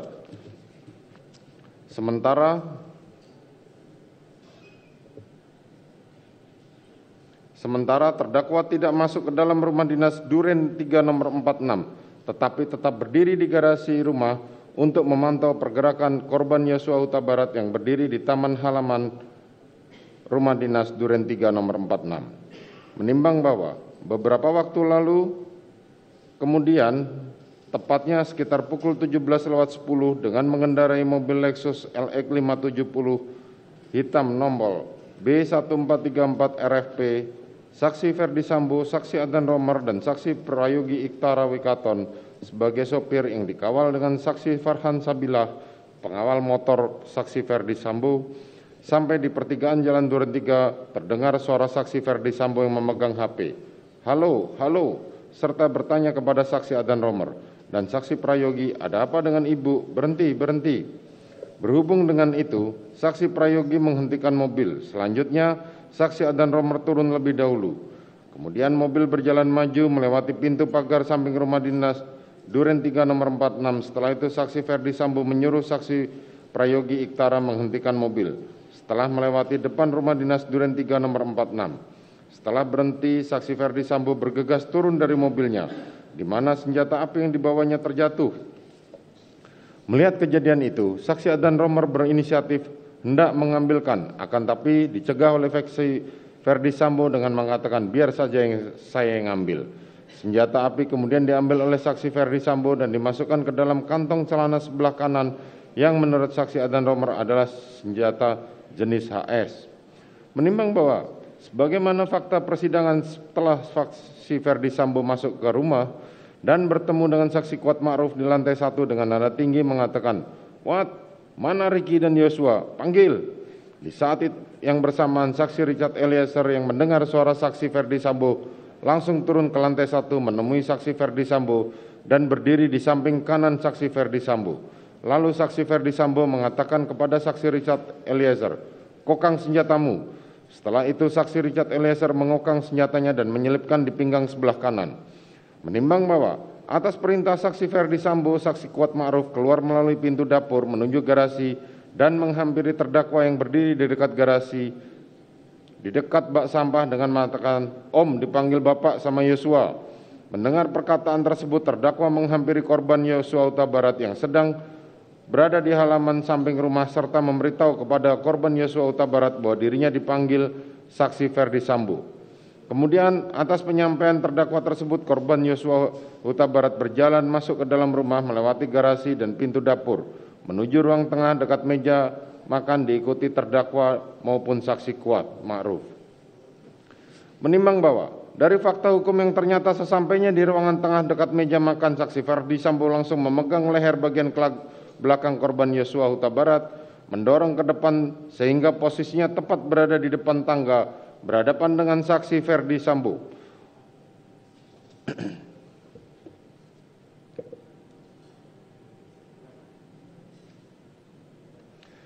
Untuk posisi saksi Richard Eliezer berada di samping kanan saksi Ferdi Sambo. Saksi Kuat Ma'ruf berada di belakang saksi Ferdi Sambo Sedangkan terdakwa di belakang saksi Richard Eliezer. Kemudian saksi Ferdi Sambo langsung mengatakan kepada korban Yosua Huta Barat dengan perkataan, "Jongkok kamu." Lalu korban Yosua Huta Barat sambil mengangkat kedua tangannya menghadap ke depan sejajar dengan dada, sempat mundur sedikit dan berkata, "Ada apa ini?" Selanjutnya saksi Ferdi Sambo teriak dengan suara keras kepada saksi Richard Eliezer dengan mengatakan, "Woi, kau tembak cepat, cepat kau tembak." Mendengar teriakan saksi Ferdi Sambo tersebut, saksi Richard Eliezer langsung mengarahkan senjata api Glock 17 nomor seri MPY 851 ke tubuh korban Yosua Huta Barat dan menembakkan senjata api miliknya sehingga korban Yosua Huta Barat terjatuh terkapar, mengeluarkan banyak darah.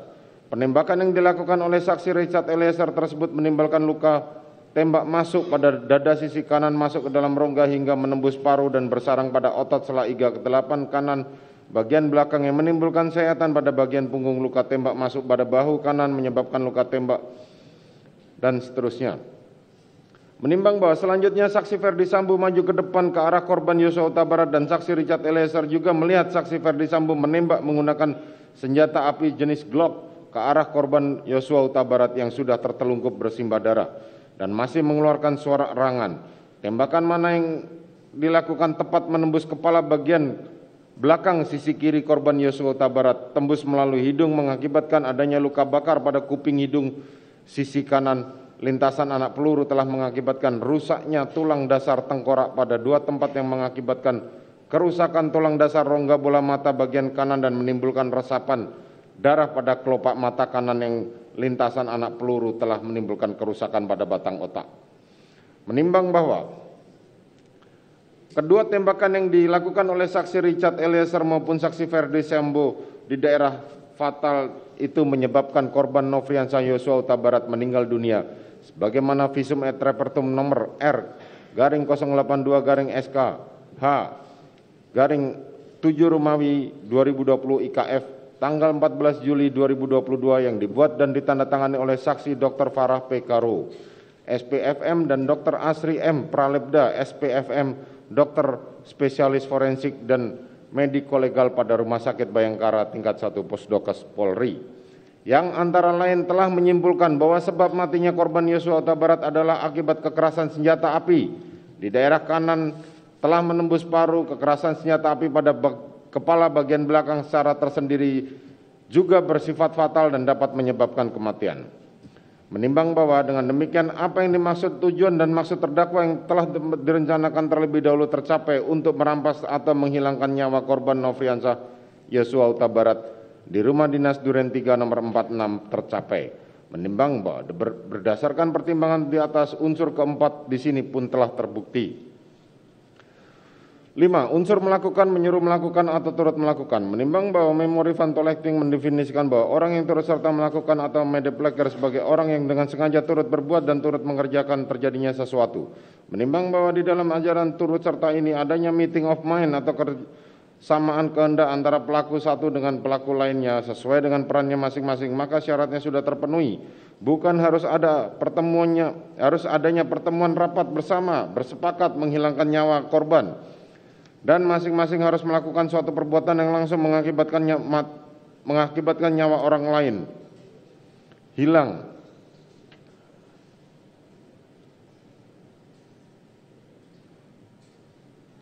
Akan tetapi, dengan adanya kesepakatan para pelaku sesuai dengan perannya masing-masing memiliki maksud dan tujuan yang sama dalam hal ini adalah meninggalnya korban. Menimbang bahwa sebagaimana fakta di persidangan di rumah Jalan Saguling lantai 3, saksi Ferdi Sambo, saksi Putri Chandrawati, saksi Richard Eliezer, saksi Kuat Ma'ruf dan terdakwa telah mengetahui korban Yosua Huta Barat akan dihilangkan nyawanya yang akan dilakukan di rumah dinas Duren 3 nomor 46 dan telah ternyata benar akhirnya korban Yosua Huta Barat meninggal dunia akibat perbuatan para saksi tersebut di atas bersama dengan terdakwa masing-masing mempunyai peran. Menimbang bahwa ternyata terdakwa sudah mengetahui korban Yosua Huta Barat akan dihilangkan nyawanya sejak dari rumah Saguling di mana terdakwa telah dipanggil saksi Ferdi Sambo melalui HT dan setelah bertemu di lantai 3, Ferdi Sambo telah menyampaikan permintaan Ferdi Sambo kepada terdakwa untuk menembak korban Yosua Huta Barat dan membackup apabila melawan. Yang dijawab saksi Riki Rizal, yang dijawab oleh terdakwa tidak berani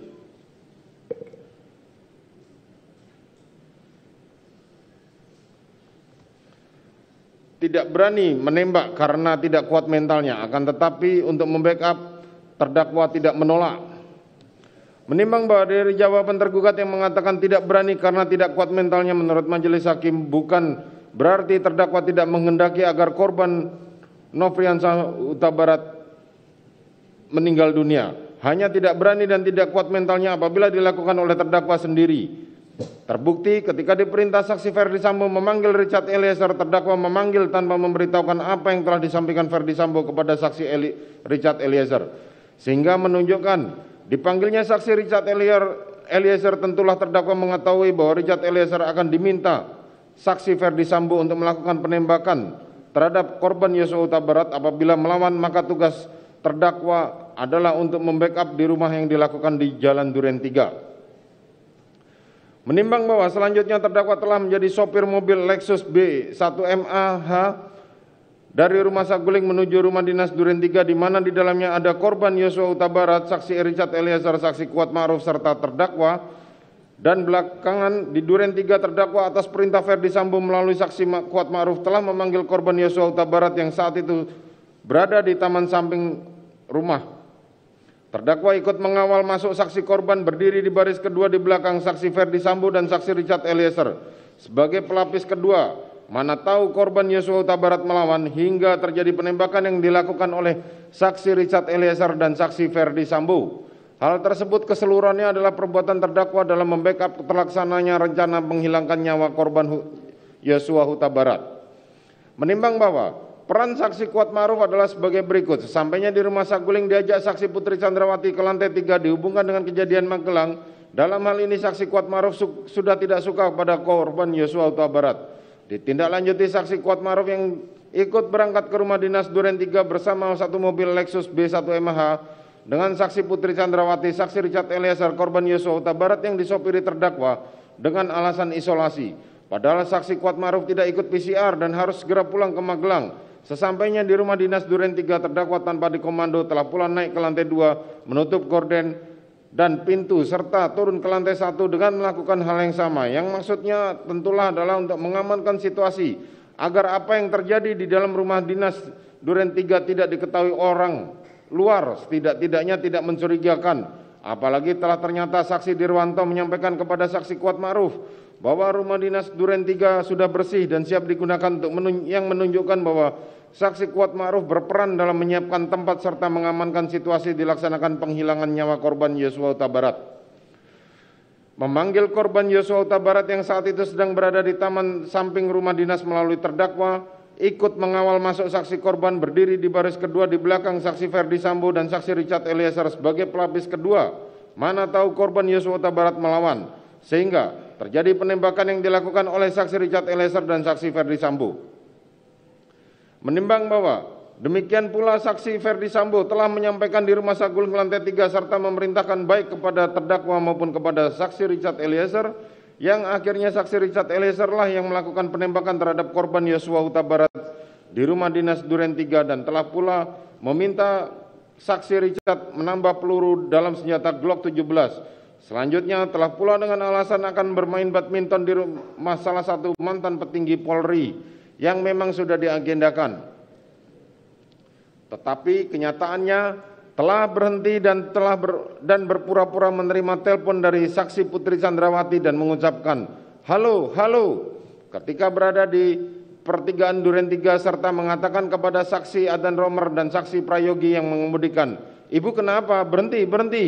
Sehingga dengan demikian jika Ferdi Sambo turun dan menuju rumah Duren 3 tidak mencurigakan. Di mana ketika turun senjata HS yang dibawanya terjatuh dan dilihat oleh saksi Adan Romer. Selanjutnya ketika masuk bertemu saksi Kuat,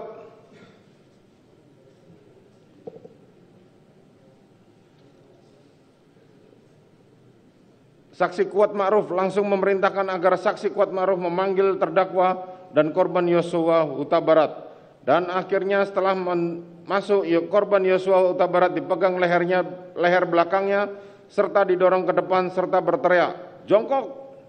Tanpa memberi kesempatan korban Yosua Huta Barat mengetahui apa yang terjadi serta memberikan jawaban jika memang hendak dimintai konfirmasi, langsung berteriak, "Woi, kau tembak cepat!" cepat, woi, kau tembak.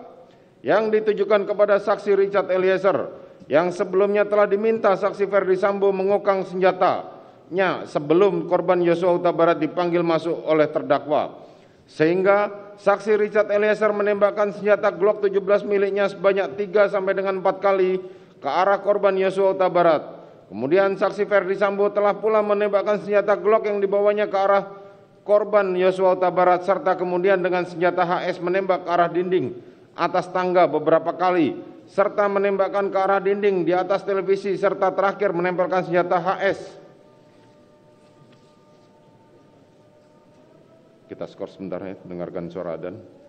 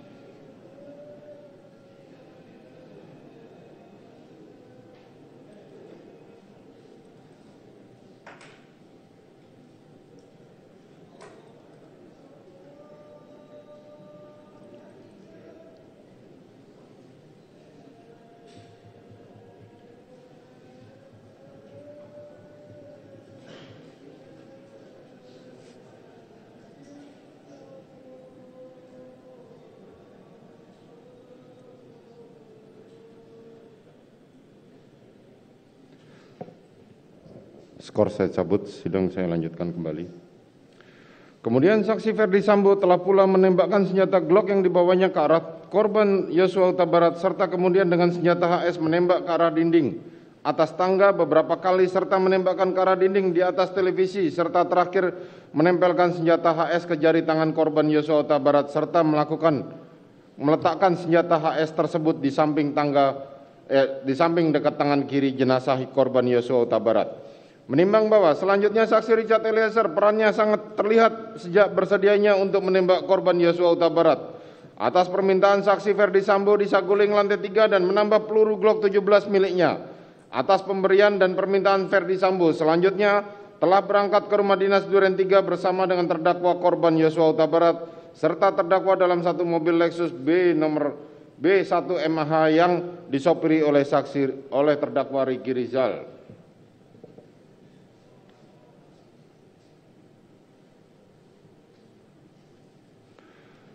Menimbang bahwa sesampainya di rumah dinas Jalan Duren 3, saksi Richard Eliezer turun dari mobil menuju lantai 2 di mana setelah Ferdi Sambo tiba kemudian turun ke lantai 1 bertemu dan atas perintah saksi Ferdi Sambo, saksi Richard Eliezer mengokang senjata Glock 17 miliknya dan selanjutnya setelah korban Yosua Huta Barat masuk dan mendengar perintah saksi Ferdi Sambo, "Tembak woi, tembak woi, tembak."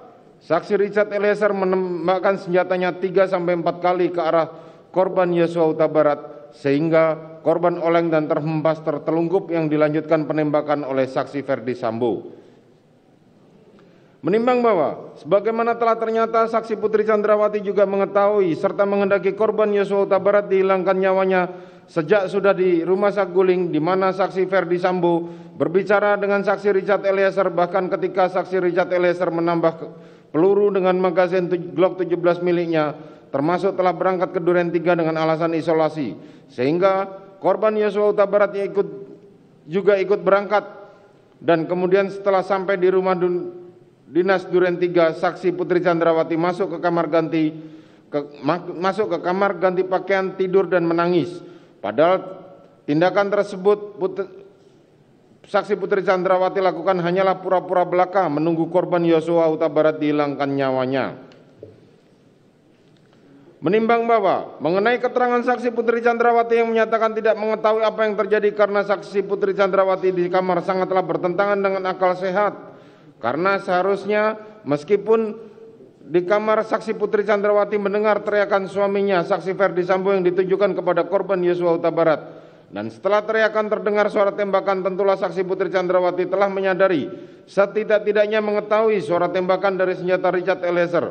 Mengingat dari rumah Saguling sudah dikondisikan bahwa saksi Richard Eliezer yang akan melakukan pembunuhan. Sehingga dengan seolah-olah saksi Putri Chandrawati tidak mengetahui apa yang terjadi padahal suara tembakan di dalam rumah sangat keras. Sebaliknya saksi Putri Chandrawati tidak berusaha ingin tahu apa yang terjadi setelah adanya suara tembakan, justru menunjukkan peran saksi Putri Chandrawati berkaitan dengan dirampasnya nyawa korban Yosua Huta Barat. Menimbang bahwa dari fakta yang terungkap di persidangan ternyata menurut yang diskenariokan, keberadaan masing-masing saat terjadinya penembakan dilakukan sebagai berikut. Bahwa posisi saksi Richard Eliezer berada di tangga, hendak turun dan tembak-menembak dengan korban Yosua Huta Barat, padahal senjata korban Yosua Huta Barat sudah diamankan sejak dari Magelang. Dalam kejadian tembak-menembak tersebut korban Yosua Huta Barat meninggal kena beberapa tembakan sementara Richard Eliezer tidak mengalami luka sedikit pun. Bahwa posisi saksi Kuatmaruf berada di lantai 2 dan mendengar tembakan dan tiarap artinya saksi Kuatmaruf tidak melihat kejadian tembak-menembak tersebut. Bahwa terdakwa berada di lantai 2 dan mendengar tembakan ketakutan lalu bersembunyi di balik kulkas tentu tidak melihat kejadian tembak-menembak. Bahwa saksi Putri Chandrawati berada di dalam kamar menangis ketakutan karena mendapat kekerasan seksual dari Yosua Huta Barat. Tentu saksi Putri tidak melihat kejadian tembak-menembak. Bahwa posisi Ferdi Sambo berada dalam perjalanan setelah turun dari mobil menuju rumah Duren 3 saat masuk ke rumah sudah terjadi peristiwa penembakan. Tentulah saksi Ferdi Sambo tidak melihat peristiwa tembak-menembak. Bahwa posisi korban Yosua Huta Barat adalah baru keluar dari kamar saksi Putri Chandrawati karena melakukan kekerasan terhadap saksi Putri Chandrawati. Padahal korban Yosua Huta Barat berada di seputar taman.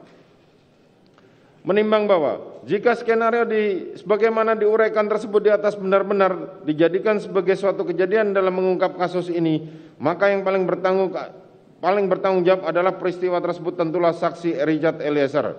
Menimbang bahwa sesaat setelah korban Yosua Huta Barat meninggal, terdakwa, para saksi yakni saksi Kuatmaruf, Ferdi Sambo serta saksi Putri Chandrawati telah menyampaikan skenario sedemikian rupa yang telah dibuat sebelumnya dengan harapan agar kejadian yang sebenarnya tidak diketahui dan tidak terungkap, serta adanya pemberian dari saksi Ferdi Sambo dan saksi Putri Chandrawati di lantai rumah 2 Jalan Saguling tanggal 10 Juli tahun 2022 masing-masing mendapatkan 1 buah iPhone 13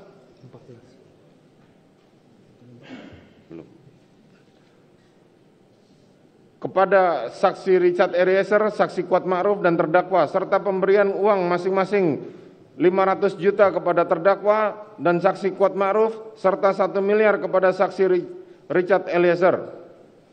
Pembagian mana tidak dibagi rata tentu dapat dimaklumi karena saksi Richard Eliezer yang melakukan penembakan. Tentu bagiannya lebih banyak daripada terdakwa dan saksi Kuat Ma'ruf. Meskipun uang tersebut kemudian tidak jadi diberikan dan akan diberikan setelah perkara ini selesai atau SP3, justru mempertegas adanya kaitan terdakwa, saksi Kuat Ma'ruf, saksi Richard Eliezer, saksi Ferdi Sambo dan saksi Putri Chandrawati dengan dirampasnya nyawa korban Yosua Huta Barat, sehingga jelas tindakan terdakwa para saksi Kuat Ma'ruf, saksi Richard Eliezer, saksi Ferdi Sambo dan saksi Putri Chandrawati merupakan satu kesatuan kehendak bekerja secara bersama-sama satu sama lain menghilangkan nyawa korban Yosua Huta Barat. Menimbang bahwa dari uraian di atas dapat diketahui bahwa terdakwa adalah orang yang turut serta yang melakukan dalam menghilangkan nyawa korban Yosua Huta Barat, sehingga unsur kelima di sini pun telah terbukti. Menimbang bahwa berdasarkan seluruh pertimbangan di atas, maka seluruh unsur tindak pidana dalam dakwaan primer melanggar pasal 340 KUHP junto pasal 55 ayat 1 ke 1 telah terpenuhi. Oleh karena itu, saksi Putri Chandrawati telah terbukti secara terdakwa telah terbukti secara sah dan meyakinkan bersalah turut serta melakukan pembunuhan berencana.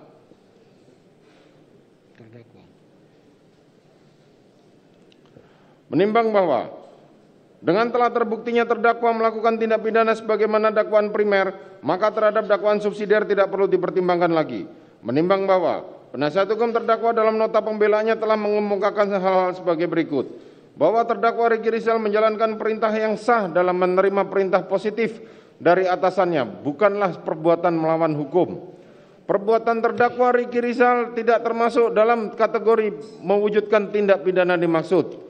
3. Oleh karena tuntutan jaksa penuntut umum tidak didasarkan pada alat bukti yang sah, maka secara nyata terdapat keraguan-keraguan jaksa dalam melakukan penuntutan kepada terdakwa Ricky Rizal. 4. Alat bukti poligraf yang diambil secara sah merupakan termasuk alat bukti yang sah menurut hukum acara pidana. 5. Saksi yang tidak hadir tetapi dibacakan oleh JPU di persidangan bukanlah termasuk alat bukti yang diakui secara sah dalam hukum acara pidana. 6. Perbuatan terdakwa Ricky Rizal tidak memenuhi unsur-unsur dalam pasal 340 junto pasal 55 ayat 1 ke 1 KUHP. Menimbang bahwa atas nota pembelaan penasihat hukum terdakwa tersebut, majelis hakim berpendapat bahwa hal tersebut telah dipertimbangkan dalam mempertimbangkan unsur-unsur tindak pidana yang dilakukan oleh terdakwa dalam perkara ini, sehingga nota pembelaan penasihat hukum terdakwa tersebut tidak dapat dipertimbangkan dan dikesampingkan dalam pembuktian perkara ini. Menimbang bahwa berdasarkan pertimbangan tersebut di atas, maka tidak ditemukan adanya alasan pemaaf maupun pembenar yang dapat menghilangkan sifat melawan hukumnya perbuatan terdakwa maupun yang dapat menghapuskan kesalahan terdakwa. Oleh karena itu, terdakwa harus bertanggung jawab serta dipidana setimpal dengan perbuatannya. Menimbang bahwa terhadap masa penangkapan dan penahanan yang telah dijalani terdakwa haruslah dikurangkan dari pidana yang dijatuhkan. Selanjutnya kepada terdakwa diperintahkan tetap berada di dalam tahanan. Menimbang bahwa terhadap barang bukti sebagaimana daftar barang bukti mengingat masih diperlukan sebagai bukti dalam perkara lain, maka barang bukti tersebut ditetapkan untuk diserahkan kepada jaksa penuntut umum digunakan di dalam pembuktian perkara lain tersebut. Menimbang bahwa sebelum menjatuhkan putusan perlu dipertimbangkan hal-hal yang memberatkan maupun meringankan. Hal yang memberatkan, terdakwa sampai dengan pemeriksaan perkara ini dinyatakan selesai masih berbelit-belit dan tidak berterus terang dalam memberikan keterangannya di persidangan, sehingga sangat menyulitkan jalannya persidangan. Perbuatan terdakwa telah mencoreng nama baik institusi kepolisian. Hal yang meringankan, terdakwa masih mempunyai tanggungan keluarga, terdakwa diharapkan masih bisa memperbaiki perilakunya di kemudian hari. Menimbang bahwa oleh karena terdakwa dijatuhi pidana maka haruslah dibebani pula membayar biaya perkara. Memperhatikan pasal 340 KUHP junto pasal 55 ayat 1 ke 1 KUHP Undang-Undang Nomor 8 Tahun 81 tentang KUHP serta peraturan lain yang berkaitan. Silakan berdiri.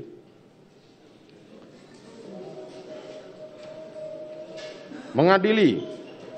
1. Menyatakan terdakwa atas nama Ricky Rizal telah terbukti secara sah dan meyakinkan bersalah melakukan tindak pidana turut serta melakukan pembunuhan berencana. Menjatuhkan pidana terhadap terdakwa tersebut dengan pidana penjara selama 13 tahun. Menyatakan bahwa pidana tersebut akan dikurangkan dengan lamanya terdakwa berada dalam tahanan. Memerintahkan terdakwa tetap ditahan. Menyatakan barang bukti dikembalikan kepada jaksa penuntut umum untuk digunakan di perkara lain. Menetapkan supaya terdakwa dibebani membayar biaya perkara sebesar Rp5.000. Silakan duduk. Demikianlah diputuskan dalam sidang permusyawaratan Majelis Hakim Pengadilan Negeri Jakarta Selatan pada hari Kamis tanggal 9 Februari 2023 oleh kami Wahyu Iman Santoso sebagai Hakim Ketua, Morgan Simanjuntak dan Alimin Ribut Sujono masing-masing sebagai Hakim Anggota. Putusan mana diucapkan dalam sidang terbuka untuk umum pada hari Selasa tanggal 14 Februari 2023 oleh Hakim Ketua tersebut didampingi oleh Hakim Anggota tersebut dibantu oleh Saudara Aprisno SH.MH sebagai panitera pengganti pada Pengadilan Negeri Jakarta Selatan serta dihadiri oleh Rudi Irawan dan kawan-kawan penuntut umum dan terdakwa serta para penasihat hukumnya.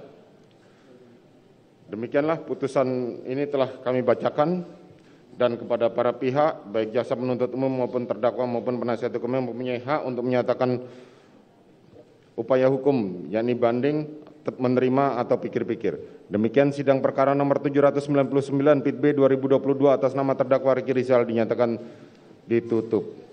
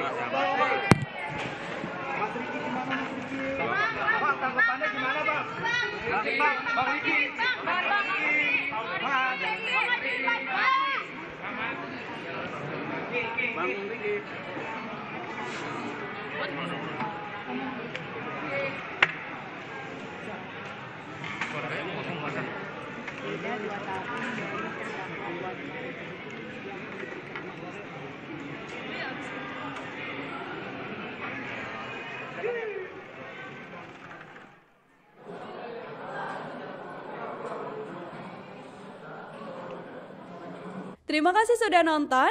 Jangan lupa like, subscribe, dan share ya.